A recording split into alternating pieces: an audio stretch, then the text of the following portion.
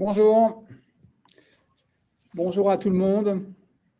Bienvenue Bonjour à sur tous. ce nouveau direct organisé par Miroir Social organisé en partenariat avec Upcop et le cabinet AKP. C'est bien ça, hein, AKP Conseil, C'est ça. AKP Conseil, cabinet d'expertise comptable.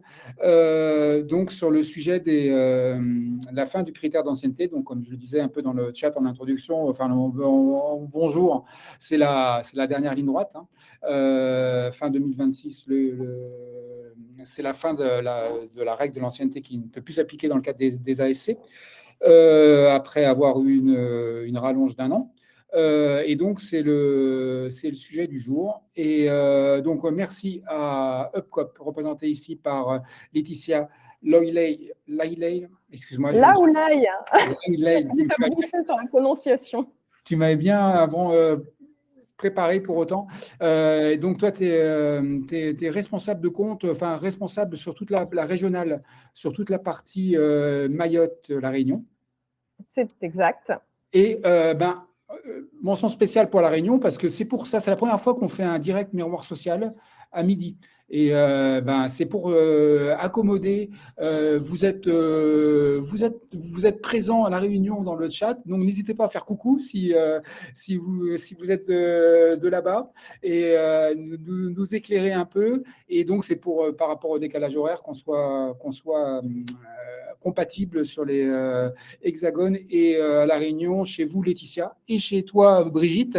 Toi tu es donc élue. Élu CSE, trésorière CSE, dans une association dont on précisera un peu sur le médico-social à La Réunion, de 700 salariés. Donc, on a vraiment la chance d'avoir un éclairage régional, et ça va être intéressant de voir un peu les modalités de déclinaison sur une île comme La Réunion de cette nouvelle règle. Témoignage de Maud Potier également. Donc, on a la chance d'avoir des témoignages pour étayer donc ce que va nous raconter Alexandre sur comment il accompagne les élus au mieux sur le sujet. Donc, Brigitte, tu vas nous éclairer la pratique que vous avez du côté de chez vous. Maud, qui était intervenue il y a un an. Alors, je vais vous mettre vite fait le lien parce que ça peut toujours vous intéresser. Hop, et je le mets là.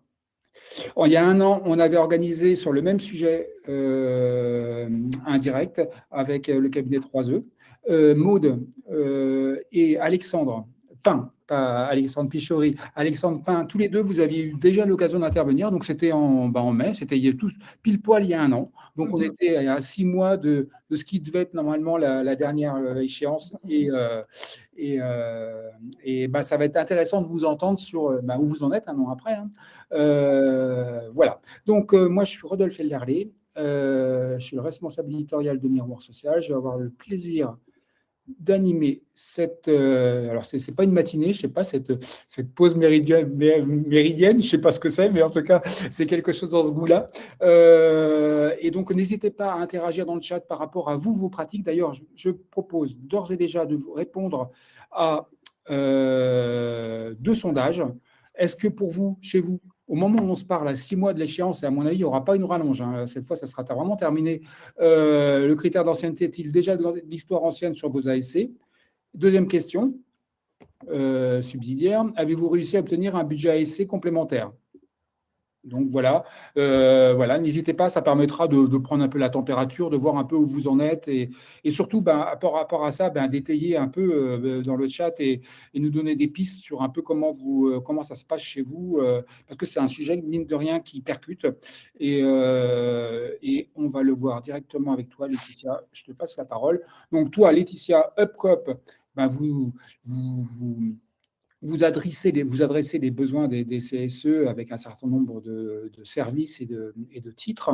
Et tu es quand même bien placé, vous êtes bien placé, les commerciaux de Upcop, pour prendre le pouls de comment les CSE réagissent par rapport à l'évolution législative, par rapport à l'actualité, comment ils réagissent. Hein.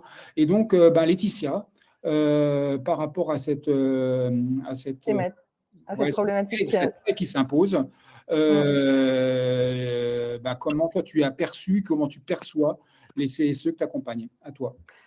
Alors, comme tu le disais, moi, je m'occupe plus particulièrement de deux belles îles qui sont la Réunion et Mayotte. Et j'accompagne les CSE sur le déploiement des dispositifs de distribution du budget ASC, mais aussi des dispositifs de fonctionnement. Ça a été un petit peu le coup de pied dans la fourmilière l'année dernière, puisque tout le monde s'est agité suite à l'annonce de la fin du critère d'ancienneté qui était initialement fixé à la fin 2025. Moi, tous les CSE que je rencontrais, évidemment, avaient au cœur des conversations cette question, comment va-t-on faire? Comment va-t-on faire pour soit réussir à négocier plus de budget, parce que clairement, ça voulait dire fin d'un critère d'ancienneté, donc plus de bénéficiaires. Qui dit plus de bénéficiaires dit volonté, idéalement, de maintenir le même niveau de bénéfices individuels. Donc, ça veut dire négocier potentiellement plus de budget, mais ça, c'est seulement quand on le peut.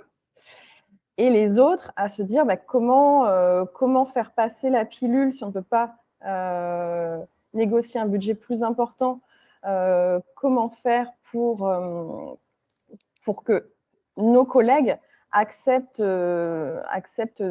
plutôt de manière logique pour certains de se dire jusqu'à maintenant on avait plus, on va avoir moins, mais tout le monde en bénéficiera aussi. Et c'est ça parfois la logique du rôle du CSE, c'est d'être là pour l'ensemble des salariés. Et une troisième population qui cherche des solutions un petit peu entre deux, de solliciter d'autres critères de différenciation en restant dans le cadre légal et à regarder un petit peu à droite, à gauche ce qui a pu se faire.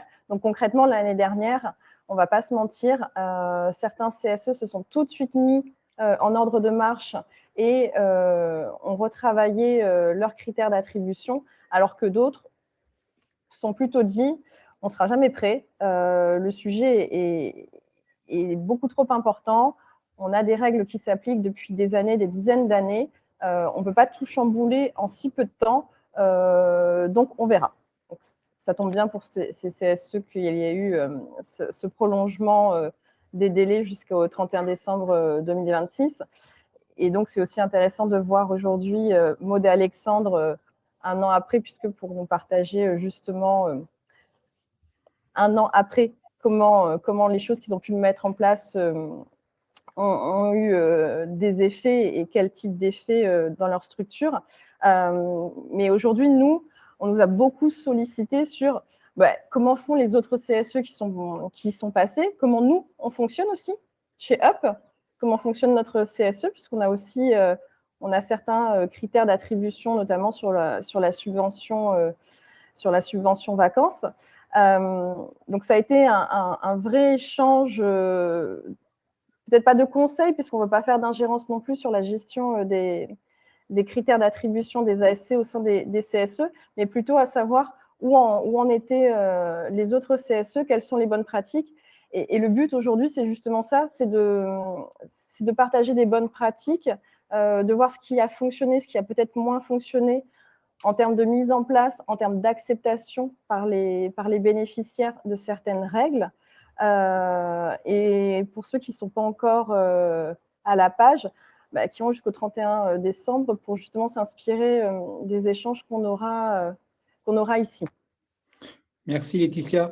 Il y a un point quand on préparait le direct, tu me disais il y avait une part quand même des élus, et c'est une génération, et moi j'en fais partie, une génération de salariés qui sont dans une logique quand même dans une logique de fidélisation, de rapport. Il y a une notion de fidélité rattachée à l'entreprise. Alors, est-ce que ça sent la naphtaline, c'est l'ancien régime, ou est-ce que c'est vraiment imprégné dans les CSE quand même encore? Alors, c'est cette première population dont je te parlais qui disait on a des critères d'ancienneté et nous, on les justifie tout à fait. Pour nous, c'est tout à fait logique que des personnes qui travaillent depuis 10, 15 ans au sein de la structure est tel bénéfice et pas celle qui vient d'intégrer la structure il y a 10 jours. Donc ça, c'est en effet un regard qui est peut-être plus tourné RH employeur, la récompense de la fidélité. Ce n'est pas forcément un positionnement de CSE. Mais je pense que tous les points de vue se défendent. Et c'est vrai que ça a été très difficile aussi lorsque tu as des CSE donc, qui sont installés depuis de nombreuses années, qui ont mis en place ces conditions qui, pour eux, sont bien fondées, de revoir leurs critères d'attribution et de mettre fin à ce critère d'ancienneté. Par contre, de nouveaux membres qui viennent d'intégrer la structure parfois, évidemment, de l'autre côté, vont se dire, bah oui, mais je suis tout aussi impliqué, peut-être plus que quelqu'un qui est là depuis 10 ans. Pourquoi moi, je n'y aurais pas droit alors que ça fait 3 mois que je suis là, mais que je m'implique tout autant que quelqu'un qui est là depuis 10, 15 ans. Donc oui, on a eu ces prises de position. Encore une fois, tu as une variété de réactions face à cette fin du critère d'ancienneté. Et évidemment, la composition du CSE fait que certains se sont mis en ordre de marche peut-être plus rapidement et avec plus de souplesse et de dynamisme que d'autres. Et ça va ressortir aussi sur les conditions d'attribution qui ont pu être trouvées pour rester dans les clous tout en gardant un critère de différenciation. Ça, je pense que Brigitte pourra nous en parler d'ailleurs. Merci Laetitia. Écoute, je te relance quand même sur ce point-là. Alors, tu disais pas d'ingérence, c'est pas à vous de décider d'arbitrer à la place des élus, c'est à eux de prendre leurs responsabilités comme ils sont élus pour ça. Pour autant, tu disais, ça, on ne se prive pas de dire de nous ce qu'on fait. Le cordonnier, il s'applique la règle et c'est quand même pas plus mal que le coordonné soit déjà appliqué la règle, comme c'est le cas chez vous. Et par contre, l'application de la règle chez vous, c'est traduite par une montée en puissance du fait de corriger enfin, de demander la déclaration, l'avis d'imposition. Voilà. Ça peut être un irritant. On va en reparler, ça recouvre des problématiques de données personnelles, etc. Indépendamment de ça, ça peut être un irritant qu'on se voit demander ça. Ça s'est traduit comment, par exemple, dans une entreprise comme Upcop, qui a quand même un ADN pour le moins sur le social. Alors, chez nous, les cordonniers ne sont pas les plus mal chaussés, bien au contraire. Notre CSE fait un travail extraordinaire et on les en remercie et diversifie énormément les ASC. Sur la thématique de la subvention voyage notamment, nous avons des tranches et nous fournissons chaque année, il est demandé à chaque salarié de fournir son avis d'imposition dans le respect du règlement général de protection des données, bien évidemment. Et à chaque tranche correspond une prise en charge différente par rapport aux revenus du foyer fiscal. Ce qui veut dire que lorsque vous êtes en tranche basse, évidemment, vous avez une subvention qui est plus généreuse que lorsque vous êtes sur la tranche haute. Chez nous, pour la petite histoire, la première année, 63% à peu près des salariés ont fourni leur avis d'imposition, chiffre qui a été en augmentation, puisque la règle, pour être tout à fait complète sur le propos, est la suivante. Nous avons un pourcentage de prise en charge fonction de ce qui est indiqué sur nos avis d'imposition. Si on souhaite ne pas le fournir, on en est totalement libre, on aura par défaut la subvention la moins élevée. Donc, ça ne veut pas dire qu'on est puni et qu'on n'aura pas de subvention, mais on aura par défaut la subvention la moins élevée. Alors, quand je donne cet exemple lors de mes rendez-vous avec les CSE, alors, il y a pléthore de réactions, et notamment celle du respect général de protection des données. Donc, chez nous, on a une plateforme qui est extrêmement bien sécurisée. Donc ça, on reste sur de la data, sur de l'informatique, mais aussi sur le respect de la donnée en tant qu'être humain. Techniquement, vous révélez à un collègue que vous croisez peut-être à la machine à café régulièrement vos revenus. peut-être que c'est un collègue qui est CSE avec qui vous ne vous entendez pas forcément bien non plus. Donc, il y a toujours ce petit côté humain qui peut créer un blocage à un salarié qui ne voudrait pas fournir ce type d'informations parce que moi, je ne m'entends pas bien avec Jean-Pierre, je sais qu'il est au CSE, je n'ai pas envie qu'il sache que j'ai tel niveau de revenu. Ou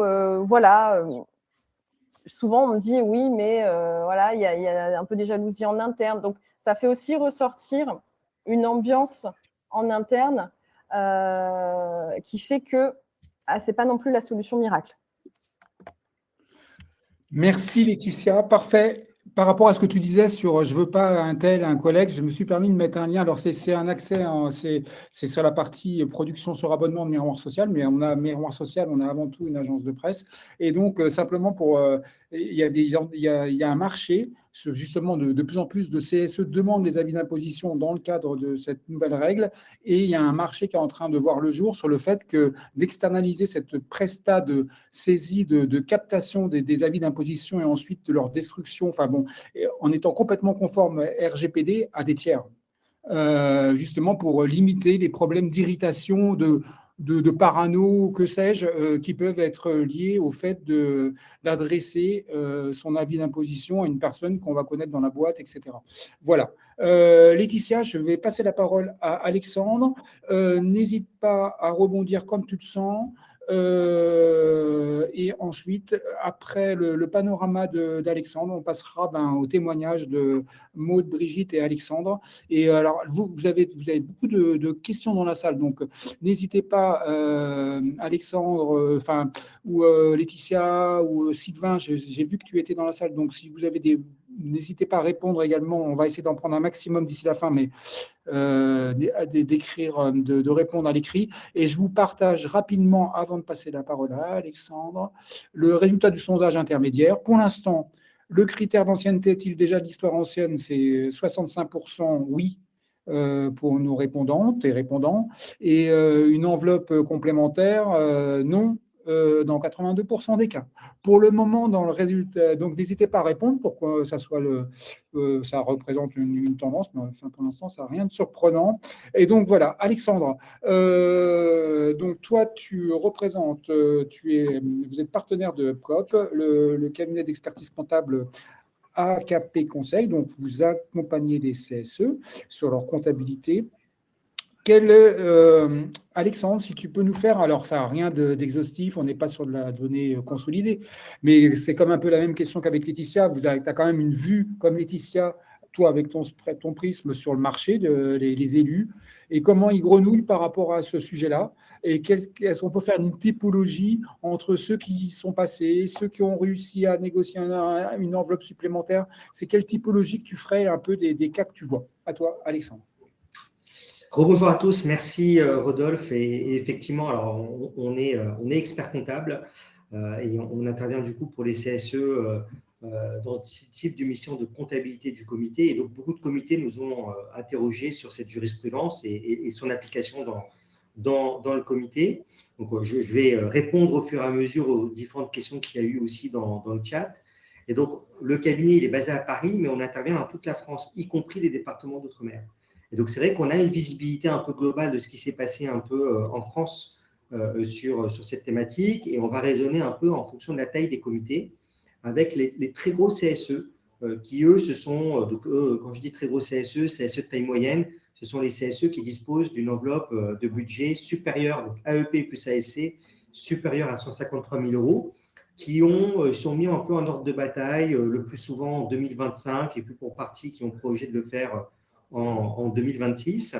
Et puis les CSE dits de petite taille, c'est-à-dire ceux qui ont moins de 153 000 euros de budget, qui eux ont préféré attendre. Et donc comme il y a eu un report du délai, donc attention du délai URSSAF, ils se sont dit on va encore attendre l'exercice 2026 avec une mise en conformité plutôt à partir de 2027.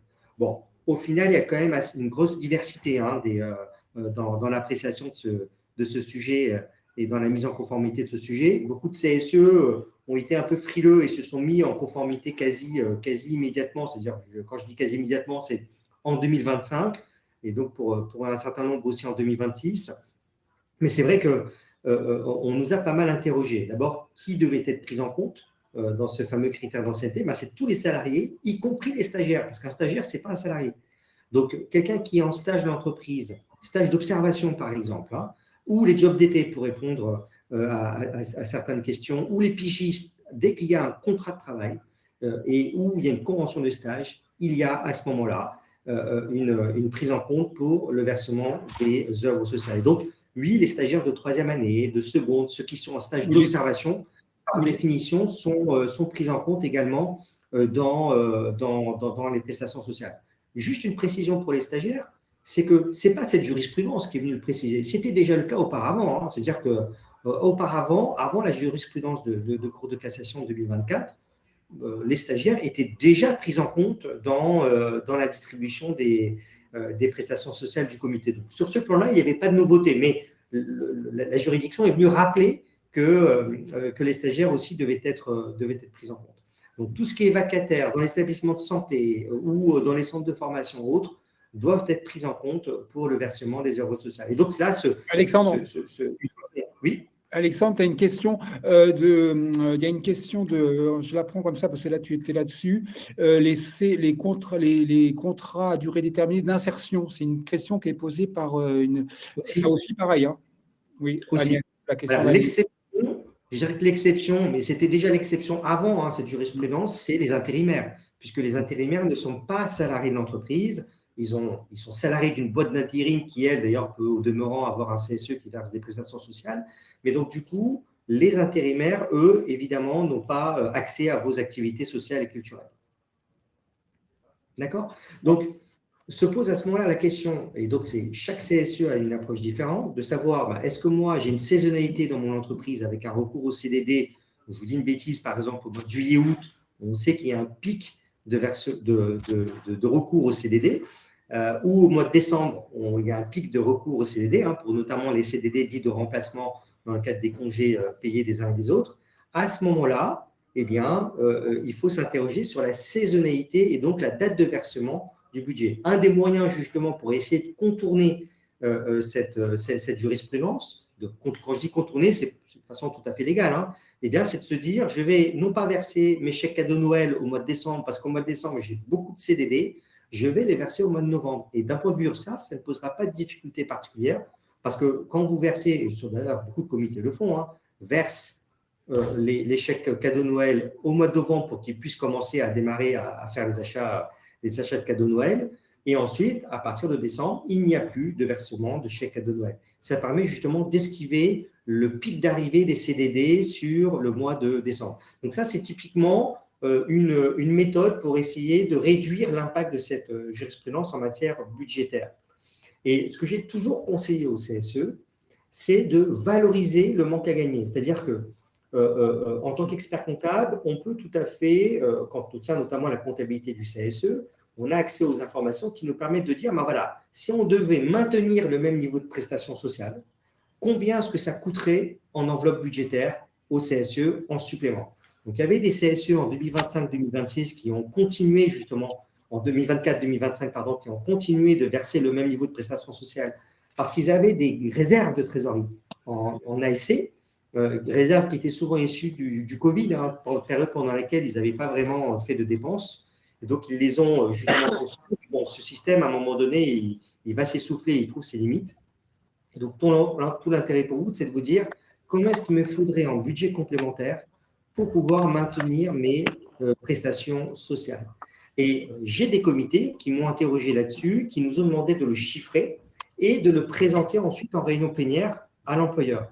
Et ça permettait justement à l'employeur d'avoir un chiffre exact, un montant, une enveloppe budgétaire qui était précise, qui était valorisée, qui avait été explicitée aussi, donc il y avait une démonstration qui avait été faite par le cabinet et qui permettait justement aux élus de dire voilà combien est-ce qu'on devrait avoir en montant supplémentaire pour pouvoir maintenir le budget des œuvres sociales, enfin les prestations sociales telles qu'on le faisait auparavant.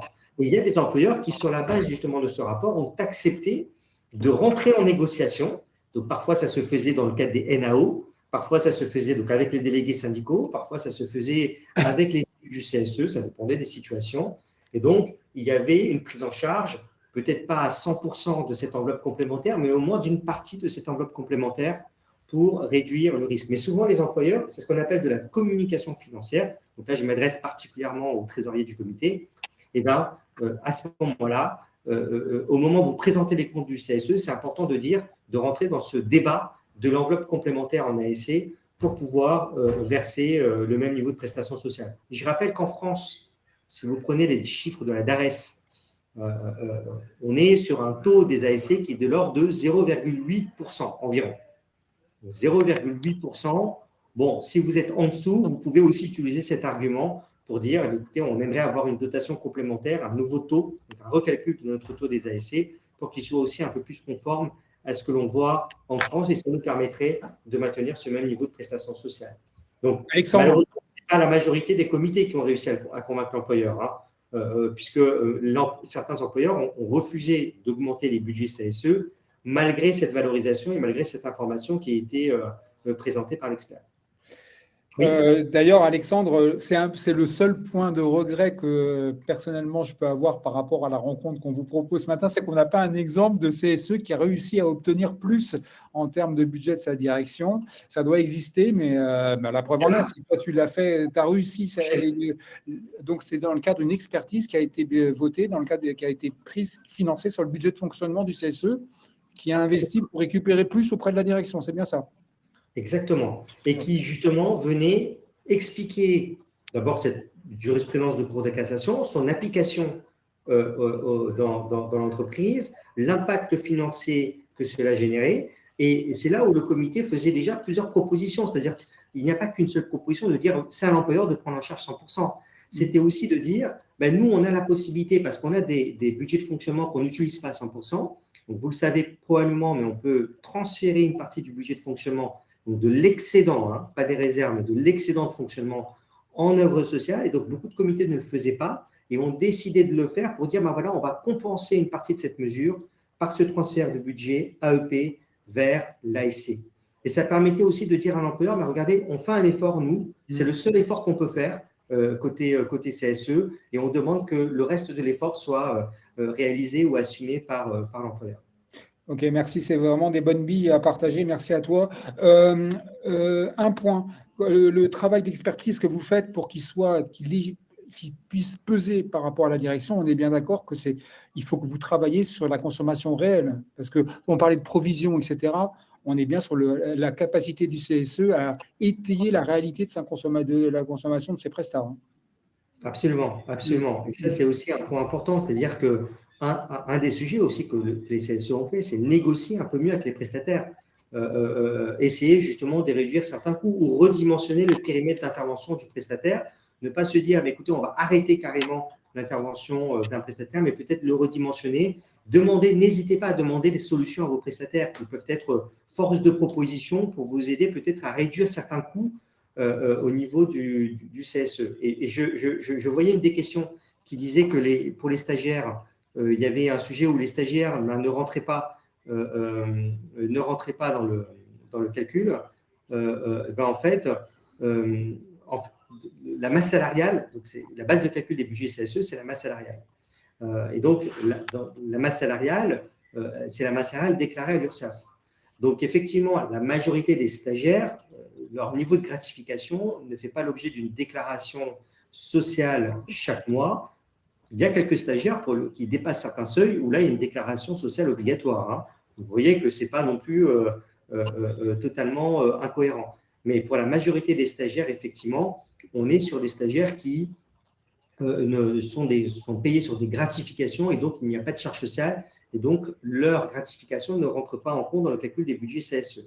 Cet argument, de toute façon, dans la logique du législateur, cet argument tombe, puisqu'en fait, ce n'est pas celui qui abonde le plus dans la base de calcul des budgets CSE qui obtient en fait une prestation sociale. Je vous donne un exemple. Je suis cadre dans une entreprise, j'ai un niveau de rémunération qui est supérieur aux ouvriers, aux employés dans mon entreprise. Ça ne veut pas dire que moi, parce que j'ai un niveau de rémunération supérieur et que donc j'ai plus abondé dans la base de calcul des budgets CSE, que j'aurai droit à plus de prestations sociales de la part de mon CSE. D'accord ? J'aurai accès au même niveau de prestations sociales. Si vous versez 150 € de chèque cadeau de Noël, j'aurai en tant que cadre le même niveau de prestations de chèque cadeau de Noël que l'employé ou que l'ouvrier. Donc, ce n'est pas lié au final à votre effort de contribution dans le budget des œuvres sociales. Je rappelle que pour que ce soit considéré comme un budget des œuvres sociales, il faut que ce ne soit pas la contrepartie d'un travail. Donc, peu importe le niveau de travail que vous réalisez, que vous soyez, j'ai envie de dire, en maladie, pas en maladie, vous bénéficiez, que vous ayez été présent ou pas dans l'entreprise, vous bénéficiez du même niveau de prestations sociales que n'importe quel salarié. Alexandre, il y a une question que tu as abordée, qu'on a cadrée. Est-ce que tu as déjà vu des CSE agir de la sorte, accompagnés par ton cabinet?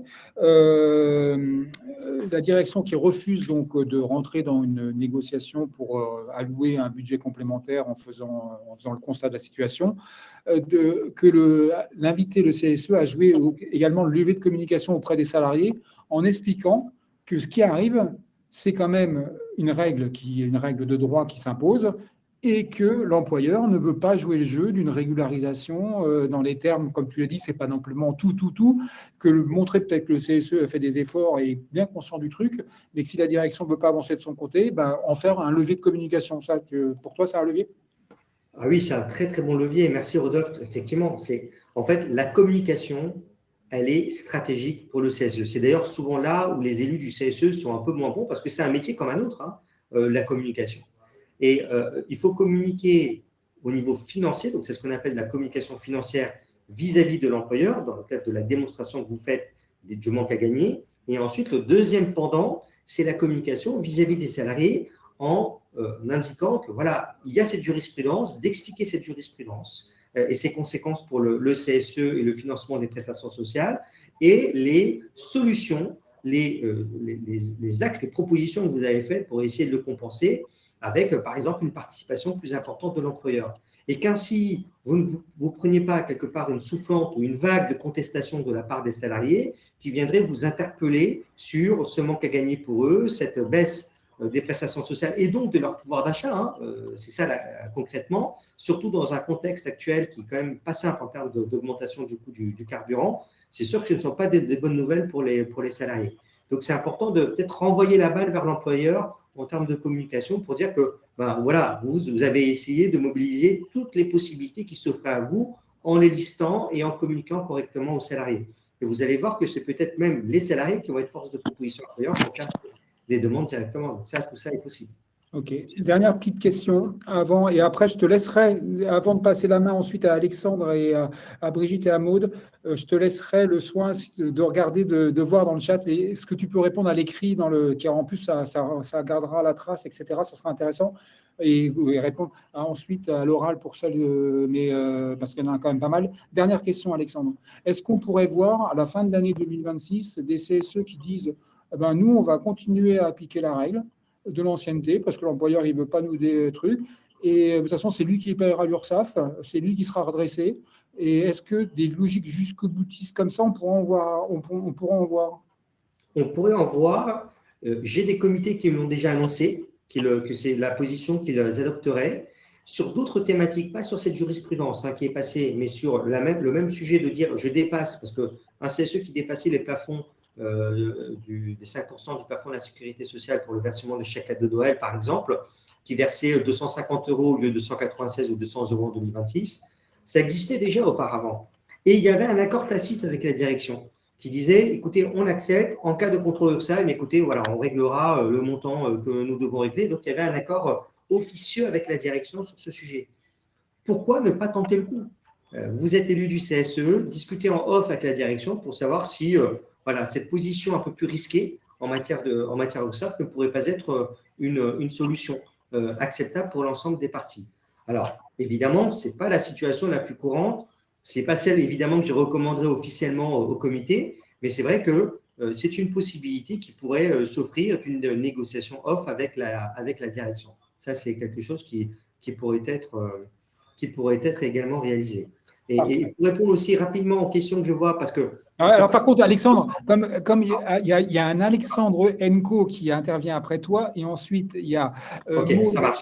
Et je vais poser par écrit. Vraiment, si tu peux, je sais que c'est du boulot, merci à toi, mais de regarder ce que tu peux répondre à l'écrit, et en fin de live, les trucs auxquels, à Bien l'oral, je sûr. peux y aller. Mais sinon, je vais me faire bouffer par le temps et j'aimerais pas. Donc, merci à toi Bien et sûr. gardez en tête, il y en a un paquet. Merci à vous. Et je vous fais le petit sondage. Bon, bah, je vous rassure, enfin, je vous rassure, non, ça n'a pas bougé radicalement. Les tendances sont toujours les mêmes. Il y a toujours 84% de. Vas-y. Rodolphe, je voulais juste conclure. J'ai des Vas-y. comités qui se sont mis en ordre de bataille dès 2024, 25 et qui ont fait les choses dans les règles de l'art. Parce qu'il y a l'URSSAF, c'est une position administrative, hein, mais ce n'est pas la loi, l'URSSAF. Et la loi, elle est maintenant, le juge s'est prononcé en cours de casse 2024, c'est applicable immédiatement. Donc, un salarié pourrait aussi rester en justice en demandant, moi j'ai été lésé parce que je n'ai pas obtenu les prestations sociales du comité. Bon, ça ne s'est pas vu hein, depuis, mais en soi, ça pourrait être le cas où un syndicat ou une autre partie prenante qui pourrait demander au comité de se mettre en conformité immédiatement. Je voulais dire quand même une chose, c'est qu'il y a des comités qui l'ont fait depuis 2025, ils se rendent compte qu'au final, les gens ne viennent pas récupérer les chèques cadeaux. Donc, lui, ils doivent passer des commandes plus importantes, mais au final, ils récupèrent assez rapidement les avoirs en matière de trésorerie, parce qu'au final, les stagiaires, parfois même les alternants ou les salariés en CDD, et notamment les CDD de courte durée, n'ont pas connaissance ou conscience de cette nouvelle jurisprudence, et donc ne viennent pas réclamer les prestations sociales au comité. Ce n'est pas quelque chose qu'ils regardent parce qu'ils n'avaient pas l'habitude de le déclarer, parce qu'ils peuvent être multi-employeurs, et donc pour eux, ce n'est pas vraiment un sujet, ce n'est pas quelque chose qui pèse dans la balance dans leur quotidien de salarié. Donc, il y a beaucoup de comités qui pensaient que l'impact serait important, et au final, l'impact n'a pas été si important que ça. Donc, vous voyez, parfois, on peut aussi avoir de bonnes surprises. Bah, on va le voir à l'épreuve des faits avec nos témoignages d'élus. Merci Alexandre. Merci à Alors, tous. Alexandre Pain. Alors, merci. Ben, Alexandre, toi, tu es élu CECI au Moulin de Paris. C'est 1100 salariés à peu près, Moulin de Paris. Tu étais intervenu, comme j'ai dit, avec Maud il y a à peu près d'un an.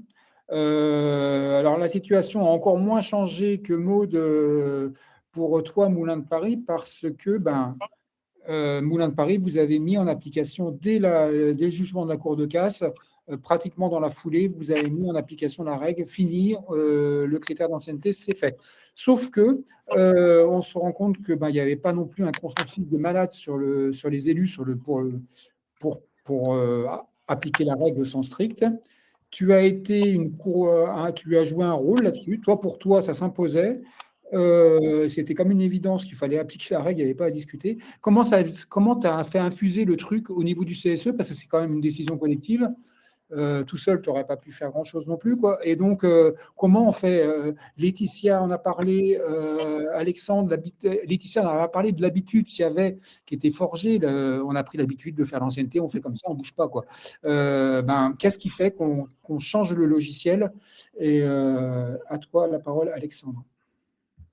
Bonjour à tout le monde. Oui, effectivement, comme l'a dit Rodolphe, au sein des Grands Moulins de Paris, la société pour laquelle je travaille, donc, au sein de notre section, on a 1100 salariés.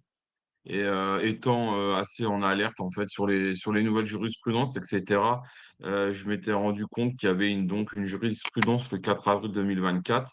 Nous, on commande des chèques vacances pour nos 1100 salariés sans participation de leur part, parce on a un budget qui est pas ridicule. Et donc, du coup, suite à cet arrêt de Cour de cassation, j'en ai fait part en fait à l'ensemble des élus que cet arrêt de Cour de cassation était sorti et qu'en conséquence, il fallait le respecter. C'était 4 avril 24 et au mois de mai, on fait les commandes des chèques vacances. Effectivement, au début, voilà, il y avait une bonne partie quand même qui était quand même alignée avec moi. Il y avait, selon moi, une petite minorité qui n'était pas trop d'accord. Et à force d'avoir insisté sur le fait que cet arrêt de Cour de cassation, en fait, était valide et qu'il devait être respecté, comme je suis l'un des élus qui commande les chèques vacances, voilà, moi j'ai dit haut et fort que la commande serait faite en prenant en compte l'ensemble des salariés qui ont un contrat de travail, donc que ce soit les stagiaires, que ce soit les alternants, les contrats professionnels, les CDD, les CDI, sauf les intérimaires, puisque les intérimaires, dans la toute logique, ils ont un CSE avec leur boîte d'intérim, donc ils n'ont pas à bénéficier des offres du CSE dans l'entreprise dans laquelle ils travaillent, mais pour l'entreprise pour laquelle ils ont été, euh, comment dire, comment dire, embauchés, c'est-à-dire donc comment dire, la boîte d'intérim. Et donc, du coup, depuis avril 2024, on l'a appliqué. Donc, ça a forcément entraîné des commandes supplémentaires. Après, par rapport à beaucoup de CSE, c'est vrai que nous, on avait des réserves qui étaient assez conséquentes, en tout cas qui nous permettaient de pouvoir le mettre en place. Après, auquel cas, même si on n'avait pas eu le budget nécessaire, en tout cas pour ma part, il n'y avait aucun problème du fait que, je ne sais pas, nous, on donne 180 € pour Noël en chèque cadeau Noël. Pour ma part, il était tout à fait logique, s'il fallait me retirer 10 ou 20 € sur mon chèque, il me paraissait logique que tout le monde doive en bénéficier, tout simplement. Donc nous, depuis avril 2024, voilà, tout le monde bénéficie. Donc ça nous a augmenté, assez légèrement aussi. Il y a pas eu un impact de 20, 30 ou 40. On a un turnover pourtant qui est assez important au sein de l'entreprise. Après, comme j'expliquais à Rodolphe, notamment hier suite à un coup de fil, c'est que même si on a un turnover assez important, ça veut dire qu'il y a des gens qui partent et il y a des gens qui rentrent. Donc au final, on est à peu près toujours sur le même nombre de salariés bénéficiaires en fait des œuvres sociales. Donc en tout cas, pour notre part, dans notre entreprise, ça n'a pas eu d'incidence, concrète. On a même mis d'autres prestations en place depuis, puisqu'on avait certaines réserves. Heu et on a mis d'autres prestations en place et les salariés sont plutôt, satisfaits. Moi, je sais que j'étais hors de moi quand avant il y avait un critère où il fallait, chez nous, c'était 1 an sur certains sites avant qu'on soit en CSE, national et certains sites appliquaient 6 mois donc de facto, en fait, on excluait tous les stagiaires, par exemple, qui avaient des contrats de 6 mois. Donc ça, je trouvais ça clairement dégueulasse pour eux. Donc aujourd'hui, je trouve que c'est plutôt une bonne décision, cet arrêt de Cour de cassation. Je sais que ça fait pas l'unanimité dans tous les CSE. En tout cas, pour ma part, c'est une très bonne décision. Lorsqu'on a un contrat de travail dans l'entreprise, je prends la mise en place d'un 13e mois, les salariés, en fait, en bénéficient. Alors au prorata, par contre, ça, c'est vrai. Mais en tout cas, voilà, pour moi, voilà, c'est plutôt une bonne chose. Après, ça demande effectivement de l'organisation.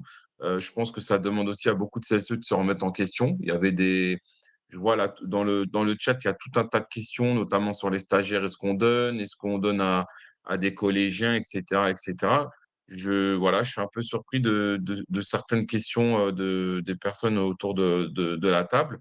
Voilà, moi, je trouve qu'il y avait encore aujourd'hui dans certains CSE, il y a des pratiques, moi, qui m'affolent un petit peu. Alors, je suis pas là pour juger les gens, hein. On n'a pas tous les mêmes connaissances. Comme l'a dit, je crois que c'est Rodolphe, c'est un vrai ou non, ou Alexandre, c'est un vrai métier. Il est difficile aussi de se mettre en conformité avec la législation qui est pas simple, hein, clairement, hein, il faut se le dire. Hem Après voilà, je pense que c'est au CSE aussi de s'adapter, de trouver peut-être des solutions, pour donner en dématérialisé. Ça peut simplifier, en fait la distribution. Après la dématérialisation, c'est bien, mais ça a aussi ses limites parce que la dématérialisation, ça permet moins de rencontrer nos collègues et on est là aussi pour créer de la proximité avec les collègues. Alexandre, il y a un point important quand tu soulignes, tu dis, moi, il y a une question. Vous avez rajouté une presta et elle n'est pas neutre, cette prestation. La presta en question, c'est l'accès à un canal, un bouquet de services en streaming, des films, en streaming, du son, de la vidéo, des jeux, enfin bon, bref, la totale. Tout ça en accès avec des applications numériques, sportives, tout ce qu'on veut, quoi.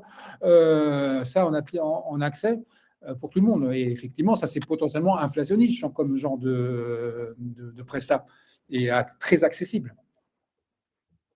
C'est ça. Donc oui, effectivement, on a mis, d'autres prestations. Pour information, je sais qu'il y a beaucoup de CSE où vous avez des multisites, c'est mon cas chez nous. On a 12 sites en fait, sur le territoire et on en a un à l'île de la Réunion.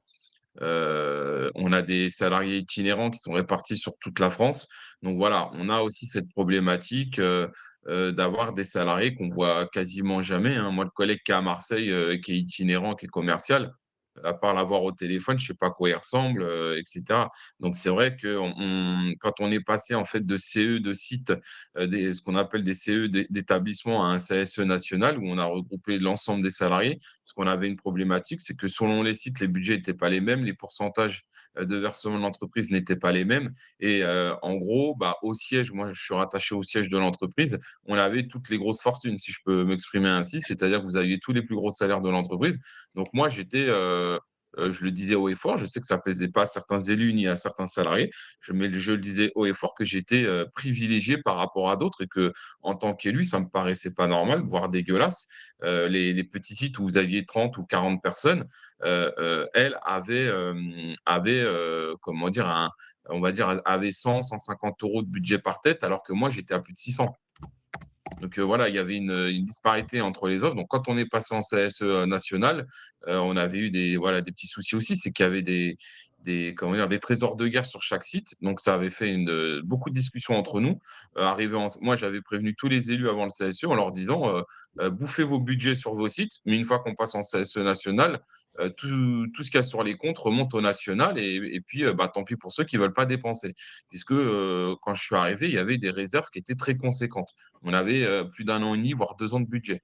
Sauf que je l'ai rappelé aux élus, c'est bien beau de faire des budgets, mais là, on ne fait pas des économies en fait comme si c'était pour mettre sur un livret A, quoi. C'est de l'argent que l'entreprise nous verse et doit être redistribué aux salariés. C'est comme si l'entreprise vous disait que dorénavant, il gardait 10% de votre salaire et qu'il vous le redistribuait quand il en aurait envie. Donc, ce n'est pas acceptable. Donc, aujourd'hui, voilà, ce CSE national nous a quand même permis en fait que tous les salariés soient traités de la même manière. Voilà, je ne vous cache pas, hein, il y a eu, il y a eu plusieurs accros entre nous, hein. Nous, on est 17 titulaires, 17 suppléants avec des représentants de proximité, on est une cinquantaine. Je ne vous cache pas, oui, ça a été assez houleux, hein, je ne veux pas vous le cacher dans les débuts. Et aujourd'hui, voilà, on est sur un rythme où ça fonctionne, tout le monde a intégré et on en fait de la pub, que tous les salariés dans l'entreprise bénéficient de la même chose. Je vous le dis, nous, on est assez généreux. Les chèques vacances, aucun salarié ne participe. On ne demande pas les feuilles d'impôt, on ne demande rien. On a fait juste une distinction entre les montants, parce que c'est ce que le commercial à NCV nous avait dit. Mais en tout cas, pour revenir sur le cœur du sujet, en fait, bah, donnez-vous mal à la tête, essayez de trouver les bonnes solutions en fonction de votre organisation.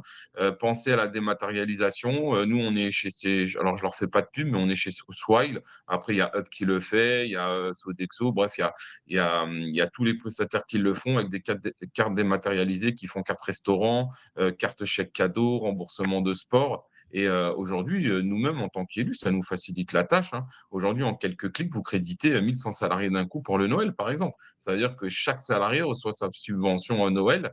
Nous, c'est 180 chez nous depuis quelques années.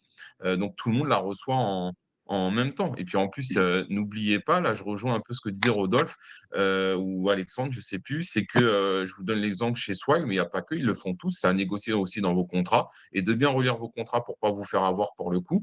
Vous avez aussi la possibilité de récupérer toutes les sommes que vous créditez en dématérialisé qui ne sont pas utilisées au bout d'un an. Donc, Alors, ces sommes-là, attends. en fait, reviennent au pot commun. Ok. Entendu. Excuse-moi, parce que là, il ne faut pas que je me fasse déborder par le temps. Et donc, simplement une question, après, très rapidement, Alexandre, parce qu'il faut passer la parole à Brigitte. Mais il y avait Charles dans le chat, là, bonjour Charles, qui est élu chez France Terre d'Asile, qui disait que lui, a priori, là, c'est à peu près la même taille que vous, et que le débord avec l'application de la règle, c'est de 2%. Vous, s'il est combien vous augmentez le budget de combien avec l'application de la règle? 2, 3, 10%? J'ai pas le chiffre précis en tête là. Ok. En fait, nous, ça nous perturbe pas puisqu'on avait certaines réserves. Et quand vous Donc en au aurez plus, les final, réserves? voilà, après les réserves, oui, elles vont pas durer indéfiniment, mais même sans les réserves, en fait, comment dire, les prestations qu'on a mis en plus, ce sont sur nos réserves. Donc même le fait de donner à plus de salariés sur les prestations qu'on donne habituellement, ça ne nous impacte pas sur notre budget annuel. Après, là, j'ai pas. En résumé, on va dire que en moyenne, ça nous fait j'ai pas en termes de montant, mais plus en termes de salariés, ça nous fait donner à peu près autour d'une trentaine de salariés en plus. Donc, sur un Noël, bah, vous faites à peu près le calcul, 30 fois 180. Et sur un chèque vacances, on est autour de 200 euros. Donc, j'avais fait le calcul à un moment donné, mais ça date. Je crois qu'on était autour de 15 000 euros ou 18 000 euros de mémoire Ok. en plus à l'année. Ok, parfait. Merci à toi, Alexandre. N'hésite pas à rebondir à l'écrit, dans le chat par rapport à ce que tu vois. Là, il y avait Charles qui. Alors, Brigitte, euh, Bonjour. Rebonjour. Donc, toi, tu es trésorière du CSE de l'association Saint-François d'Assise. Vous êtes 700 salariés. Vous faites pas mal de choses, notamment sur le médico-social, le handicap, enfin, pas mal. Vous avez des EHPAD aussi, je crois. Enfin, bon, bref, vous avez un prisme assez large. Budget ASC, 1,25% de la masse salariale, ça représente 340 000 euros. Et donc, toi, Brigitte, tu as un parcours militant de longue date au sein de l'association. Toi, on est de la même. Enfin, tu es la génération, voilà, tu as fait 30 ans que tu travailles à l'association, tu as fait tous les boulots possibles. Enfin, tu as vraiment une progression professionnelle, comment ça s'appelle, au sein de l'association. D'ailleurs, je reprends tes propos, c'est ce qui te fait me faire dire que tu es toujours en poste à l'association parce que tu as toujours évolué professionnellement et ce qui t'a fait éviter de te lasser ou alors de t'user professionnellement parce que c'est des secteurs, le médico-social, où il y a un turnover important, les gens s'épuisent au boulot parce que justement, ils font toujours le même boulot pendant trop longtemps et ils s'épuisent à ce boulot-là, alors que toi, tu as réussi à tourner sur les différents postes. Donc, tu as une vue très globale de comment fonctionne l'association, tu la connais très bien, tu as été militante pendant longtemps et là, comme par hasard, à la faveur de l'application de la règle et du chamboulement que ça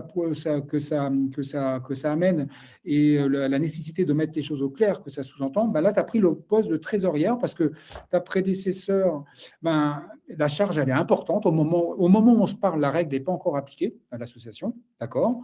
C'est toi qui prends la charge, qui a accepté d'endosser ce rôle pour porter ce chantier. Et c'est un gros chantier. La preuve, c'est qu'au regard de la charge, il y a des élus qui démissionnent parce qu'ils disent c'est trop pour moi. Comment tu appréhendes le sujet, toi, fort de ton expérience, Brigitte, à toi. Bon, disons que voilà, moi j'ai été effectivement, ça fait longtemps, donc comme j'ai dit, j'ai évolué j'étais service d'employé jusqu'à cadre et du coup maintenant je fais chargé de mission et puis entre autres j'étais aussi à l'époque trésorière du CE, d'accord, donc ça me fait faire vraiment le grand écart entre qu'est-ce que c'est qu'une trésorière du CE et qu'est-ce que c'est que la trésorière d'un CSE aujourd'hui. Donc c'est pas pareil, c'est pas le même paradigme, c'est plus d'obligations. Effectivement, quand je suis arrivée et lors des élections, arrivait effectivement cet arrêté du 4 avril, du 3 avril 2024. On s'est dit, j'ai regardé qu'est-ce qu'il y avait. Par exemple, j'ai regardé tout ce qui allait et tout ce qui n'allait pas. Il n'y avait pas grand-chose qui allait bien par rapport à la loi parce qu'on appliquait encore les critères d'ancienneté. Donc, vous voyez déjà. Donc aujourd'hui, on s'est dit, c'était plus de 6 mois. Moi, déjà en arrivant là, je me suis dit, on va enlever les plus de 6 mois, on va mettre de 3 à 6 mois. Mais même si je mets du 3 à 6 mois, je suis quand même hors norme. Vous vous rendez compte? Alors, j'ai eu de la chance d'aller chercher la personne qui avait fait, l'avocat même qui avait sorti ce texte de loi, qui nous mettait un petit peu au pied du mur, parce que je lui ai dit, monsieur Untel, monsieur Matsiret, je lui ai dit, mais quand vous avez fait cet arrêté, c'était bien pour les salariés, mais à aucun moment vous avez mis le zoom sur l'employeur, parce qu'effectivement, un CSE, il a tout avantage à servir l'ensemble des salariés. Mais pour servir équitablement l'ensemble des salariés, faut-il encore que la masse salariale et que le pourcentage budgétaire augmente au même moment, ce qui n'a pas été le cas. Donc aujourd'hui, nous, notre tracas, notre préoccupation, c'est de se dire comment on va satisfaire tout le monde avec le même budget. Donc ça veut dire on nous demande de faire meilleur, plus à moyen constant. On n'est pas expert comptable. Je fais un peu de comptabilité dans ce que je fais, mais je peux vous dire que c'est compliqué. Donc, moi, j'ai posé la question à ma direction. On n'a pas changé. Donc, moi, ce que j'ai changé aujourd'hui, c'est on s'est dit, on est resté jusque l'année dernière, jusqu'à cette fois-ci, aux critères des 3 à 6 mois. Là, on bascule sur les critères, disons, on va enlever les critères d'ancienneté, on va passer à tout ce qui concerne les planches, les tranches. Les tranches, ça veut dire transmettre des papiers, des factures. Enfin, des factures, transmettre le quotient familial ou l'avis d'imposition. Ça, c'est non. Aujourd'hui, on n'a pas de, comment dire, on n'a pas de matériel, on n'a pas de plateforme dématérialisée. Et c'est vrai que la peur des salariés, c'est de se dire, est-ce qu'on ne va pas savoir combien je gagne? Est-ce qu'on va chercher dans ma situation sociale? Pareil, comme disait Laetitia tout à l'heure, moi, je leur ai dit, de toute façon, on n'a pas le choix de l'appliquer. On l'applique pour le 31 décembre, ce sera en place. Je leur ai dit, on va chercher la plateforme dématérialisée, on le met ensemble, on travaille bien avec la DRH. Hein.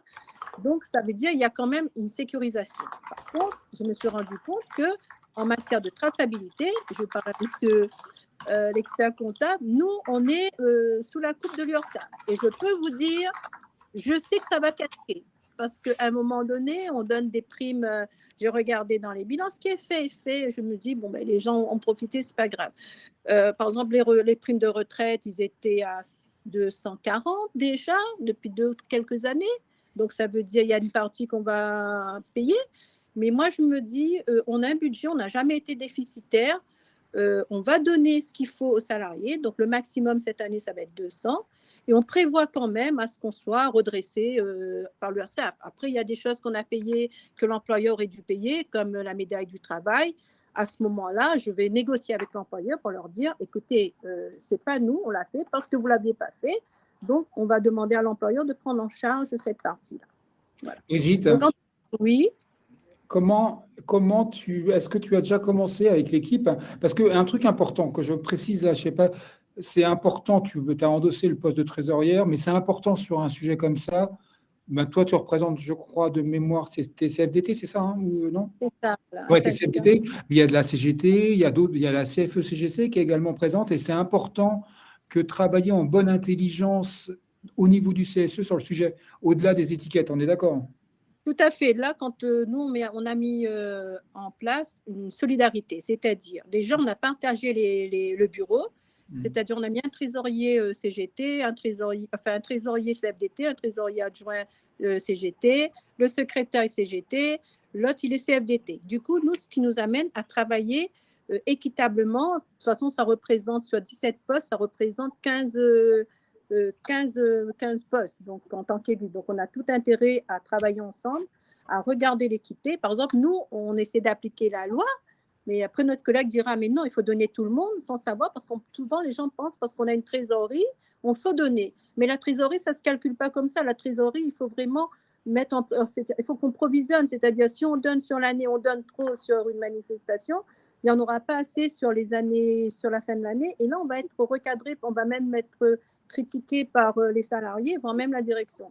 Donc là, mon boulot, c'est vraiment de répartir le budget par les manifestations clés qu'on avait et essayer de rester dans les clous. Mais je vous dis, ça nous fait 89 salariés en plus qu'on aura à donner les prestations. Et là, je suis en train de me dire, moi, je suis désolée, je veux moduler. Alors, on m'a dit que comment dire, l'avocat nous a dit qu'il fallait rester aux critères d'ancienneté. On ne discrimine pas, c'est tous les salariés. Mais à aucun moment, on ne peut pas moduler. Donc, du coup, moi, je jouais la modulation. Et la modulation signifie, il faut des pièces, il faut justifier qu'on est en plus ou en moins. Parce qu'on n'a pas, en tout cas, on n'aura pas le budget pour satisfaire, je vais être honnête, je n'aurai pas le budget dans mon premier provision à donner 200 € par manifestation à l'ensemble des salariés. Brigitte, ça m'amène une question. Et c'est quoi la communication que tu prévois ou est-ce que déjà que tu adresses aux salariés de l'association? Est-ce que le CSE a déjà commencé à communiquer sur le sujet, sachant qu'à mon avis, Radio Moquette doit déjà fonctionner, quoi. Oui. Moi, j'ai déjà une note officielle du CSE et moi, je prends comme cadre l'arrêté du 3 avril 2024 qui nous demande de mettre en place une certaine réglementation, de ne plus ne plus prendre en compte les critères d'ancienneté, que tout le monde a droit. C'est ce qui est normal. Et donc, à partir de là, je leur expliquerai comment on va moduler et pourquoi on module. Effectivement, il y en a qui disent un directeur, un cadre dirigeant. Moi, je pense pour moi, il y aura au moins 2 tranches. Pour moi, c'est normal que quelqu'un qui a moins de moyens, qu'il puisse bénéficier d'un peu plus des œuvres sociales.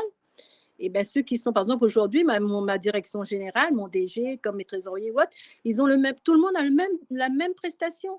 Donc maintenant, il faut qu'on arrive à peut-être modérer un petit peu, à réajuster. Moi, ce que j'ai planché pour qu'on arrive à s'en sortir pour les 700 salariés qu'on aura. Brigitte, il y a un point aussi, on parle de contrat court avec le sujet qui nous concerne ce matin. Et tu me disais, tu avais été très surprise récemment et c'est là enfin, là, le débat peut devenir un peu philosophique, enfin, même pas philosophique, mais tu disais que récemment, tu as été contacté par une salariée en CDI qui t'a demandé de l'accompagner en tant que syndicaliste que tu es pour passer en CDD. Oui, tout à C'est-à-dire fait. que, c'est-à-dire que des gens, et ça va être une transition avec Maud qui va parler après de Canal+ avec les intermittents, les intermittentes, le fait que ben voilà, cette personne-là, elle trouve que c'est moins précaire d'être en CDD et c'est moins galère d'être en CDD que d'être en CDI va pouvoir toucher les ASC dans telle boîte où elle va être en CDD, dans telle autre, etc. Ça, dans quelle mesure ça t'interroge? Moi, ça m'a interrogée puisque comme j'ai une casquette syndicale quand même, je suis déléguée syndicale, donc j'accompagne pour les gros dossiers. Et jusqu'à présent, notre axe de travail, c'est de faire de sorte que les CDD, d'éviter les précarités, c'est-à-dire dès que possible, de mettre un CDD en CDI. Mais l'autre, elle avait déjà 8 ans de service. Elle m'appelle, elle me dit, est-ce que tu peux m'accompagner ou voir avec ma direction parce que je souhaiterais passer de mon CDI en CDD. Ben, je l'ai répété. Je dis, tu te trompes pas? Elle me dit, non, non, non, c'est ça. Ben, j'ai dit, excuse-moi, mais je ne sais pas faire.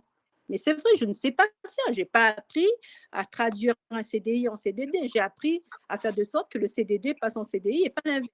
Du coup, se pose la question, effectivement, de se dire, ben, si les gens aujourd'hui, ils préfèrent sortir du CDI pour être en CDD, ça montre bien quelle est la tension, quel est l'état de souffrance, peut-être de précarité ou peut-être. Moi, je parle plus de QVCT. Les gens le travail aujourd'hui n'est pas source de bien-être autant qu'on l'espérait. Donc, c'est pour ça que je pense que cette jeune, elle me dit, elle a mieux à gagner en partant, en vivant sa vie, que d'être stressée tout le jour au boulot, quoi. Sachant que nous, on est un secteur, on s'occupe des personnes âgées, des personnes en situation de handicap, des personnes malades. Donc, ça veut dire qu'il faut être très bien, il faut être bien. Et c'est pour ça que moi, je dis, je ne suis pas atypique d'être une déléguée syndicale qui, en même temps, s'occupe des bénéficiaires, puisque si on traite bien les salariés, s'ils sont bien traités, on laisse qu'ils se vont, on les garde, on les pérennise. Donc, c'est parce qu'ils ne sont pas bien que de temps en temps, ils partent. Et ils sont partis parce qu'ils se disent, ben, de l'autre côté, déjà, je peux faire comme je veux, je n'ai pas la pression quotidienne. Et puis, ben, ce que je gagne avec eux, je gagnerai aussi ailleurs. Voilà. Merci beaucoup, Brigitte. N'hésite pas à regarder dans le chat et à intervenir avant la clôture. N'hésite pas. En tout cas, merci à toi pour ton témoignage. Parole à toi, Maud. Merci de ta patience. Tu as écouté. Et comme je disais, la transition. Alors, toi, tu représentes le CSE. Le CSE est en charge de toute la partie ASC du CSE de Canal+, qui est donc un gros CSE. Avec la problématique suivante qui concerne Canal+ et les autres entreprises audiovisuelles de la taille de la vôtre, c'est rien que sur Canal+, c'est 3000 intermittents qui travaillent avec le groupe Canal+. Et donc, quand tu étais intervenu l'année dernière, tu nous avais expliqué en quoi Canal+ était membre d'un collectif média qui s'était formé sur le sujet, avec d'autres CSE, TF1, M6, etc., des gros CSE. Et vous avez fait un lobbying important, pas simplement auprès du ministère du Travail, mais par exemple auprès du ministère de la Culture, en disant que cette règle, OK, elle vous impactait sérieusement. Voilà. Et donc, c'est a priori, votre action a été entendue et a contribué à faire en sorte qu'il y ait un délai d'1 an. Enfin, je ne sais pas si c'est l'alpha et l'oméga, mais en tout cas, ça a été entendu et ça a pesé forcément, parce qu'effectivement, ce n'est pas neutre d'avoir le nombre d'intermittents que vous avez. Et donc, où on en est là chez Canal+, a priori, je le dis, il y a 1 an, quand tu étais intervenu, vous vous posiez la question, les arbitrages n'étaient pas encore en train de se faire. Là, vous avez 1 an de recul, ça a été mis en application. C'est le fait que, il n'y a plus de conditions d'ancienneté pour les intermittents, alors que précédemment, il fallait justifier, de mémoire, de 40 jours de boulot avec Canal pour pouvoir justifier. Maintenant, il n'y a plus de 40 jours. Il suffit. Voilà. Quelle est la règle que vous avez mis en place et avec quel impact, avec le recul qu'on a sur le budget? Est-ce que ça a explosé en vol, etc. À toi. Bonjour à tous. Oui, en effet, nous, quand l'arrêt de la Cour de cassation a eu lieu, il y a eu deux chemins qui se sont ouverts devant nous. Donc, ce que Canal allait faire et la création du collectif média qui avait en d'autres ambitions que ce que nous, le CSE de Canal+, on voulait mettre en place. Nous, l'arrêt de la Cour de cassation, on l'a accepté et on a dit OK, on y va. Sauf qu'on a une population, en effet, on a nos CDI, on a nos stagiaires, on a nos contrats pro, mais on a des intermittents. ça peut varier entre… on gérait à peu près 3000, mais là, avec l'ouverture, en tout cas, de ne plus prendre d'anxiété, on pouvait monter jusqu'à 6000 intermittents. La problématique des intermittents, et du coup, je rebondis sur ce que Alexandre Pain a dit tout à l'heure, c'est vrai qu'il faut pouvoir donner à tout le monde, mais nous, la problématique des intermittents, et c'est ce qui a un peu mis les salariés, en tout cas en CDI, au sein de Canal ou en CDD, et au sein des autres sociétés de médias, c'est de se dire, en fait, l'intermittent, il peut bénéficier du CSE de Canal, mais il peut aussi bénéficier du CSE de TF1, du CSE d'M6. Donc, en fait, il va doubler, tripler, alors qu'un CDI, lui, va juste avoir son CSE. Donc, ça a créé quand même des grosses tensions au sein de certains salariés qui ne comprennent pas ce point-là. Mais là, nous, on n'est pas là pour juger ou pour dire, voilà, c'est pas bien ou c'est bien, mais ça a en tout cas créé certaines frustrations chez des salariés. Nous, on s'est mis en ordre de marche, on a dit, OK, on le fait, mais comment on peut le mettre en place pour qu'il n'y ait pas un impact budgétaire de folie, quoi. Parce que quand vous passez 3000 à 6000 intermittents, et on est déjà 3000 salariés, sans les intermittents, voilà, ça peut faire d'un coup, ça peut faire exploser les budgets. Et on a réfléchi, on s'est dit, on va créer des périodes d'inscription. Donc, il faut être présent pendant la période d'inscription. Là, il y a eu un autre problème qui, du coup, quand on a pris cette décision-là, il y a un petit problème qui est intervenu, c'est que nous, les intermittents, on reçoit chaque mois un fichier de nos RH qui nous dit les présents du mois précédent, en fait. Donc, on a dit OK. Alors, pour les CDI, ça ne pose pas trop de problème, et pour les intermittents, ça peut poser un problème. Donc, en fait, on a dit OK, on ouvre par exemple sur les chèques vacances là, cette année, on a ouvert du 1er mars au 31 mars. Et quand on a reçu le fichier de la direction sur les jours travaillés au mois de mars, on l'a reçu le 10 avril. Et du coup, sur les intermittents qui n'avaient pas pu s'inscrire ou qui n'avaient pas, si c'était dit, j'y ai pas le droit, on a du coup on a octroyé le droit au chèque vacances. Donc, on fonctionne comme ça, en fait. Nous, on fonctionne sur des mois d'inscription, il faut être présent.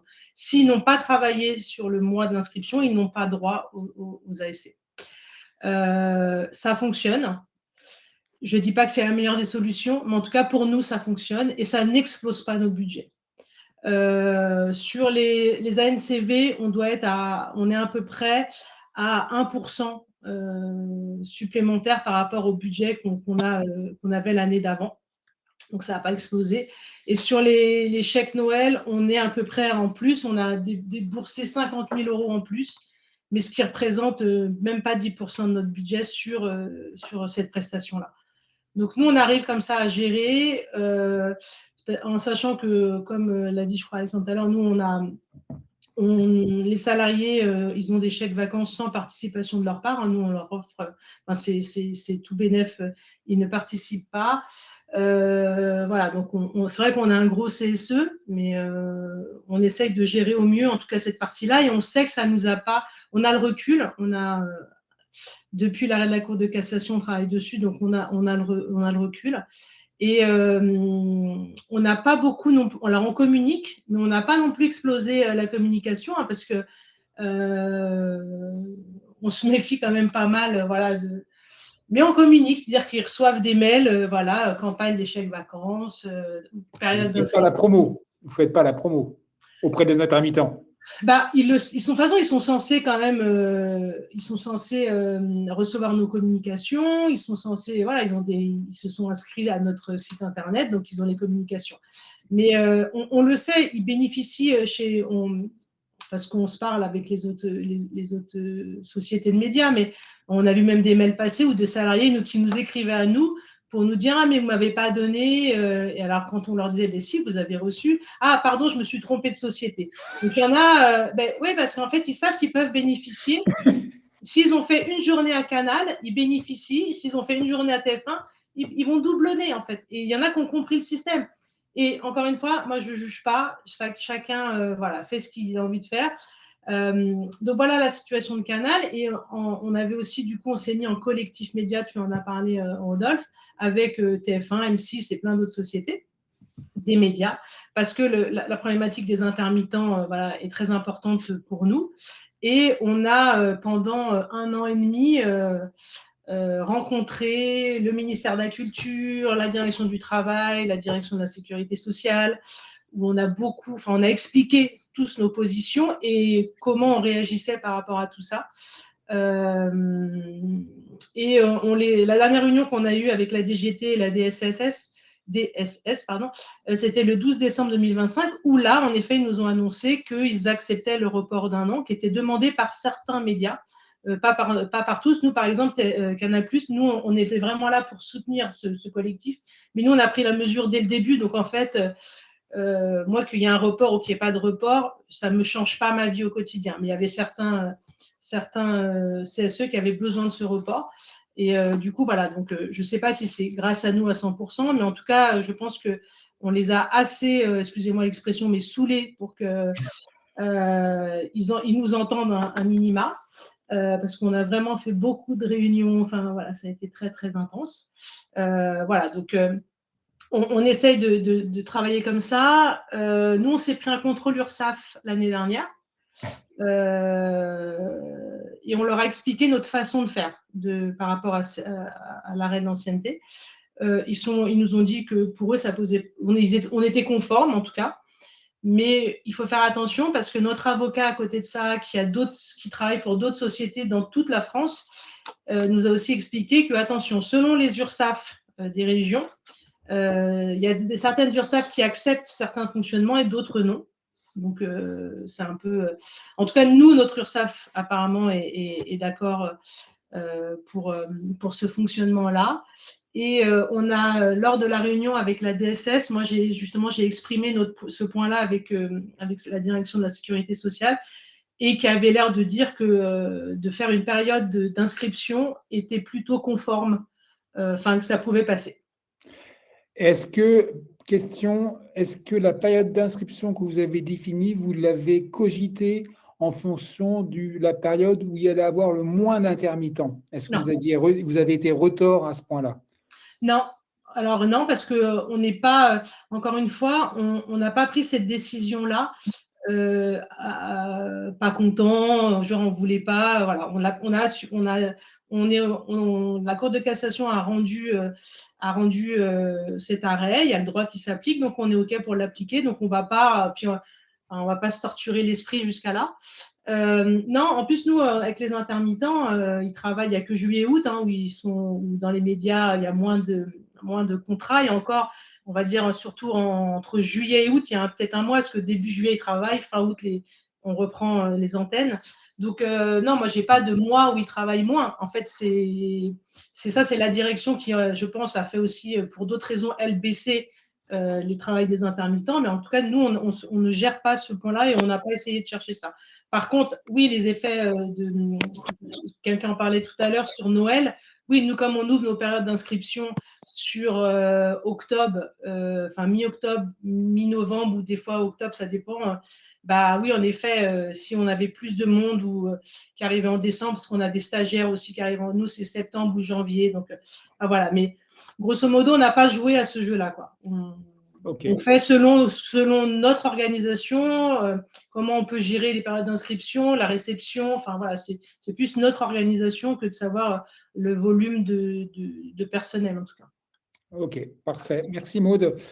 Il nous reste un petit quart d'heure, donc je vous propose un tour de table ouvert par rapport à des questions que vous avez vues dans la salle. Il y en a beaucoup, donc je pense, et merci à vous d'avoir accepté d'y répondre une partie par écrit, mais si vous voulez en prendre à la volée à l'oral ou par rapport à ce que vous avez entendu, Laetitia, Alexandre, n'hésitez pas. Qui veut y aller? Oui, moi je voulais juste intervenir en indiquant que c'est vrai que je partageais la position de Maude et sur la différence d'appréciation des URSSAF en fonction des régions. C'est assez pénible par moment parce que en fonction même des contrôleurs, l'appréciation, l'analyse n'est pas la même.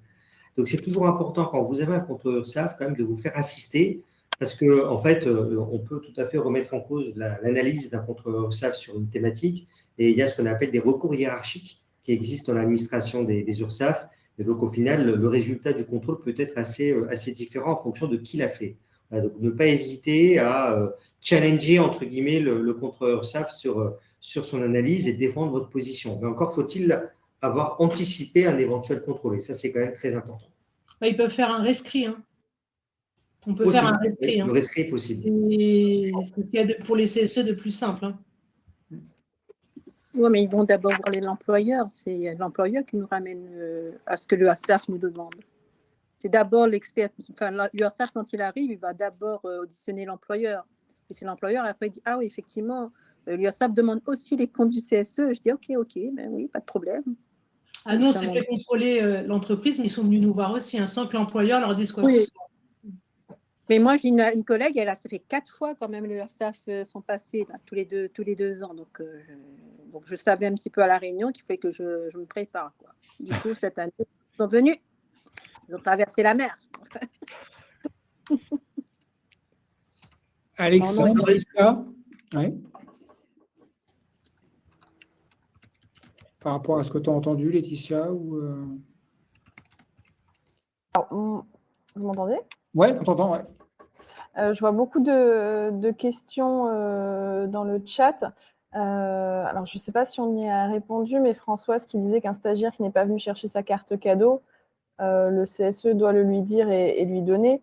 Il est informé, ok. Après, on ne peut pas mettre le couteau sous la gorge, je pense, et courir derrière un salarié qui au final ne vient pas. Hein. C'est le cas, je pense, pour même des personnes qui restent en entreprise, mais qui, pendant 1 an, ne viennent pas chercher leur chèque cadeau, qui arrivent à péremption. Je ne crois pas qu'il y ait une obligation et donc une punition envers le CSE si au final, le bénéficiaire a laissé le dispositif un peu périclité, hein, arrivé en fin de validité. Enfin, Alexandre, peut-être que toi, tu pourras confirmer. Oui, je confirme ta position. Il n'y a pas l'obligation, je l'ai mis dans le chat, mais il n'y a pas l'obligation de relancer les personnes, stagiaires ou pas stagiaires d'ailleurs. Hein. Tous les salariés, en soi, n'ont pas l'obligation de consommer la prestation sociale proposée par le comité. Ça peut être aussi une méthode pour éviter justement d'un peu trop secouer le sujet vis-à-vis des vacataires ou des alternants ou des stagiaires. Tout à fait. D'ailleurs, Maud parlait de période d'inscription. Je vois que Charles, dans le chat, nous partageait son expérience et disait que chez eux, la période d'inscription, elle était d'1 mois. Maud, de votre côté? 1 mois aussi. 1 mois aussi. Voilà, pour qu'on ait un peu une vue de ce qui se pratique. Oui, là, il y avait une question justement sur le fait de si le salarié est parti quand on fait la distribution, en fait, il reçoit un mail. Donc, selon nous, dans notre site internet, soit il met son mail perso, soit son mail pro. S'il a mis son mail perso, il va recevoir le mail de la distribution et après, généralement, il y a quelqu'un qui vient pour lui le chercher. Il était là pendant la période d'inscription, donc il y a droit. Ou s'il ne vient pas, ça reste au CSE et les chèques vacances il y a toujours des gens qui ont oublié de s'inscrire, donc ça peut servir à d'autres personnes quand on a des restes. Voilà. Oui, tout à fait. Moi, il y a une question dans la salle, là, je ne sais pas, alors là, peut-on donner un chèque cadeau uniquement pour les enfants du personnel de moins de 16 ans? C'est le chèque cadeau Noël enfant. Ouais. Voilà. Pour l'événement URSSAF Noël enfant. Tu peux descendre à 16 ans, 18 ans, tu choisis l'âge. Non, c'est 16 ans. Non, c'est moins de 16 ans. C'est cadré. D'accord. Moins de 16 ans, année civile. Je suis un béotien. Et la rentrée scolaire, c'est moins de 26 ans, année civile. Je voulais juste parler du rescrit très rapidement parce que c'est vrai que c'est un élément soulevé par Maud et c'est vrai que c'est tout à fait pertinent.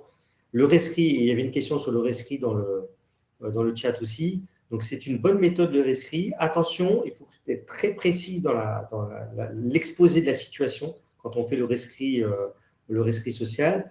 Et ça ne vous protège pas. C'est-à-dire que le contrôleur qui vient chez vous, ce n'est pas parce que vous lui soumettez ou opposez un rescrit qu'il en est tenu. Voilà, c'est la position à un instant T, mais ce n'est pas ça c'est pas un bouclier juridique, le rescrit. Voilà, il faut faire attention à ça. Mais ça vous donne déjà quand même une belle indication. Donc, d'où l'importance d'être très précis quand vous faites la demande de rescrit parce qu'il suffit que la situation réelle au moment du contrôle soit légèrement différente que ce qui a été exposé dans le rescrit et hop, ça n'aura plus aucune valeur pour le contrôleur URSSAF. Okay. Alors, il y a quand même, je pense que quand même, vous avez bien bossé, vous avez répondu à pas mal de questions. Et entre vous, par rapport à vos témoignages, toi, Brigitte, par rapport à ce que tu as pu entendre, ça t'inspire sur comment tu vas faire avec l'équipe En fait, moi, ce qui est intéressant, je pense, aujourd'hui, c'est de se dire effectivement, on a du budget, on peut demander de faire avec ce qu'on a. Mais moi, je maintiens à dire qu'il faut quand même trouver quelque chose pour que ce soit l'employeur. Je ne sais pas si c'est les NAO, mais pour moi, les NAO, c'était autre chose pour négocier et non pas les ASC. Déjà, on a du mal à négocier en NAO pour du pouvoir d'achat normal. Je me dis, si je mets dans les ASC, est-ce que ça va passer? Par contre, rien ne m'empêche de le mettre à l'ordre du jour d'un CSE, d'une plénière, pour lui expliquer que, avec temps, si j'ai 89 salariés en plus et qu'en plus, il faudrait remettre les stagiaires qu'on ne prend pas, qui ne sont pas encore éligibles, et les formateurs occasionnels, qui ont un contrat. et des CDI Donc, qui veulent devenir CDD. et les CDI qui veulent venir en CDD, qui après, ça, c'est après le CDD, je ne sais pas. Mais en tout cas, il faut quand même qu'on arrive à avoir plus de moyens. Moi, je pense pas que le CSE est là pour dire qu'il faut faire des. On n'est pas là pour provisionner de l'argent, c'est pas notre argent. Mais par contre, on est là pour donner de la qualité et de rester équitable envers le salarié. Donc, par exemple, moi, je dis, moi, il y en a qui m'ont dit. Je vais donner un jour, je vais donner à celui un jour la même somme, et celui qui a plus de 10 ans, il me dit, en fin de compte, c'est moi qui suis discriminé là, tu me discrimines. Je sais plus, je donne la barre parce que pour ne pas le discriminer, je vous donne la même chose. Moi, vous me dites je suis discriminée. Je dis après, effectivement, mettre en avant la loi. Moi, je mettrai en la loi le décret et puis on attendra pour que. Et si l'employeur ne donne pas, il faut y insister. Moi, je pense qu'il faut y insister si on veut continuer à monter en qualité sur nos aides. Merci Brigitte de ce rebond. Là, je fais la Cindy dans le chat qui dit, elle, par exemple, dans son entreprise, c'est plus 10%. Donc, soit il négocie une enveloppe supplémentaire, ou soit il diminue les prestations.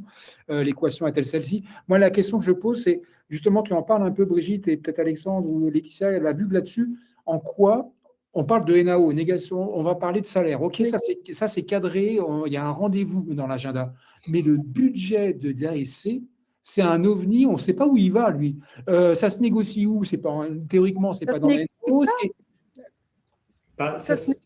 Puisque c'est la loi qui l'impose, c'est la masse salariale qui doit être remise à tous les salariés, à toutes les entreprises de plus de 50. On peut négocier, par exemple, nous, on a 1,25. Je sais, quand j'étais en formation, on m'a dit, je peux négocier plus. Ce que je suis arrivée, je dis avec la sourire, je dis moi à ma directrice, en fait, on m'a dit qu'on est à 1,25, on peut très bien arriver à 1,30, c'est le minimum qu'on peut avoir. Elle m'a dit, alors là, déjà, 1,25, c'est beaucoup. Mais je lui dis que vous gagnez, si je donne à Pierre, vous avez aussi, en fin de compte, c'est un droit qui va servir à tout le monde. Donc, en fin de compte, pour gagner en NASC, il faut faire du social. J'ai l'impression qu'il faut montrer que c'est un bien-être, c'est un plus pour tout le monde, quoi. Mais, et quand on regarde certaines entreprises avec leur excédent, je me dis, c'est quand même terrible de ne pas pouvoir donner un petit peu de budget au CSE pour les ASC, alors qu'il y a cette possibilité-là. Mais je pense que tout se fera dans la négociation. Il faut l'espérer. Alors, vas-y, Alexandre. Alors oui, c'est une bonne question parce que, comme tu l'as très bien dit, c'est un peu un ovni. Et donc, ça peut se négocier en NAO, puisque ça rentre dans ce qu'on appelle l'amélioration du pouvoir d'achat des salariés. Ça peut se négocier également directement par le comité. Et je parlais, moi, en introduction de la communication financière qui doit être faite par le trésorier. Moi, je recommande toujours au trésorier de le faire chaque année parce qu'il faut revenir sur le sujet de travailler l'employeur et autres. Rome ne s'est pas fait en un jour, surtout en termes de négociation. Donc, le trésorier, au moment où il présente les comptes chaque année du comité, il peut rentrer dans un débat avec l'employeur au moment de sa présentation pour dire, voilà, nous avons fait un déficit cette année sur les ASC où nous étions quasiment à l'équilibre et donc pour pouvoir mener à bien telle ou telle nouvelle activité sociale ou augmenter les budgets ou maintenir le niveau de prestation sociale, il nous faudrait une enveloppe complémentaire. C'est là qu'on rentre dans un débat avec l'employeur. Donc, ce qui est sûr, c'est que ça peut se faire à tout moment avec l'employeur. L'important, c'est toujours travailler ses arguments via une communication adéquate. Laetitia, c'est ce que tu vois? Moi, j'allais rejoindre Alexandre sur la thématique intégrer la négociation des ASC au NAO sur le bloc, oui. de l'amélioration du pouvoir d'achat, du bien-être. Ça en fait partie, c'est l'un des rôles du CSE via l'allocation des ASC. Après, c'est vrai que travailler au corps, répéter, c'est ce qui fonctionne en général toujours le mieux avec les directions, puisque c'est ce qu'on a clairement vu, ce que je disais en introduction. Évidemment qu'on aimerait maintenir le même niveau en termes de qualité d'activité qu'on a su maintenir jusqu'à maintenant, mais en pratiquant un critère d'ancienneté, qu'on aimerait le maintenir sans ce critère d'ancienneté. Mais il y a la réalité du budget, et si l'employeur, si l'entreprise, si l'association ne suit pas, on ne fait pas de miracle. On ne va pas faire une vente de gâteaux pendant la kermesse pour pouvoir renflouer les caisses du CSE. Donc oui, les CSE aussi sont dans une situation qui est extrêmement compliquée, et ils doivent aussi communiquer, je pense, avec les salariés qui vont devoir se rendre compte que la réalité, comme le disait Brigitte, c'est que la loi, elle est devenue celle-ci, et on doit s'y conformer, on fait ce qu'on peut. Donc, c'est beaucoup de communication à mettre en avant aussi, je pense, avec vos bénéficiaires, puisque je voyais dans le chat que certains disaient jamais on nous donnera les avis d'imposition, comment faire quand on est un petit CSE. Je pense que la communication est la première chose aussi, et intégrer vraiment vos bénéficiaires dans cette logique et dans cette conduite du changement de l'attribution des ASC. Excusez-moi, Rodolphe, je voulais juste intervenir très rapidement. Il y a une question, une remarque de Cindy dans le chat sur le fait qu'il renfloue les caisses en faisant diverses ventes. Attention, tapez sur Google, vous allez voir, il y a le CSE de Yves Rocher qui s'est fait taper sur les doigts par l'administration fiscale, parce que justement, faire des ventes comme ça par le comité, alors je ne sais pas qu'est-ce que vous vendez concrètement, mais si vous faites des ventes et donc de la marge sur ce sujet, vous pouvez tout à fait être redressé fiscalement cette fois-ci, et donc ça peut avoir des impacts importants pour le comité. Merci, Alexandre. Je ne sais pas s'il y avait une question. Alors, on a peut-être eu… Alexandre, si tu… Je crois qu'on a loupé des questions, puisque… Il y avait la question, alors en gras, donc, mais je ne sais pas si on peut répondre par les critères de proratisation en 2 mots. Et si ça ne fait pas en 2 mots, on laisse tomber. Mais Alexandre… Il n'y a pas de proratisation sur le principe. Voilà. Après, il peut y avoir des variations en fonction du quotient familial pour les chèques vacances, mais sinon, chèque cadeau, il n'y a pas de proratisation ni avec le quotient familial, ni avec un autre critère. Ok. Merci à toi. Ok. Alexandre, tu es là? Ouais. Je ne sais pas si tu nous es… Mais écoutez, Alexandre… Ouais. Oui, je suis bien là. Ouais, écoute, je te laisse parce que voilà, on termine gentiment là, et si tu as un petit mot de conclusion très rapide, comme ça on va couper. Est-ce qu'on t'entendait plus par rapport à ce que tu as entendu? Non. Après, voilà, de conseiller au CSE de ne pas hésiter à faire des rescrits comme l'a dit la Maude auprès de l'URSSAF, et ça peut aussi les protéger dans une certaine mesure. Et après, faut être curieux et essayer d'aller chercher les infos, de se faire accompagner dans la mesure du possible en fonction de vos moyens. Merci Alexandre. En tout cas, merci à Opcop, Laetitia, d'avoir porté cette rencontre. Merci à toi Alexandre d'avoir apporté le regard de l'expert comptable qui accompagne les CSE, tout comme Opcop au quotidien. Et merci à Maude, à Brigitte et à Alexandre d'avoir témoigné de leur pratique. Merci à vous, ça a été assez riche. J'espère qu'on a pu répondre à vos interrogations, vos doutes, et à disposition. De toute façon, le compte-rendu à suivre avec les contacts des élus, vous pourrez contacter si vous voulez avancer, préciser des choses, etc. Prochain direct du Miroir Social le 21 mai, jeudi prochain, sur l'IA. Alors, on remet le couvert, mais cette fois sous l'angle, on l'avait déjà fait en mars, sous l'angle un peu l'ingénierie, la tuyauterie sociale, information, consultation, expertise, etc. Le 21, on va parler plus métier.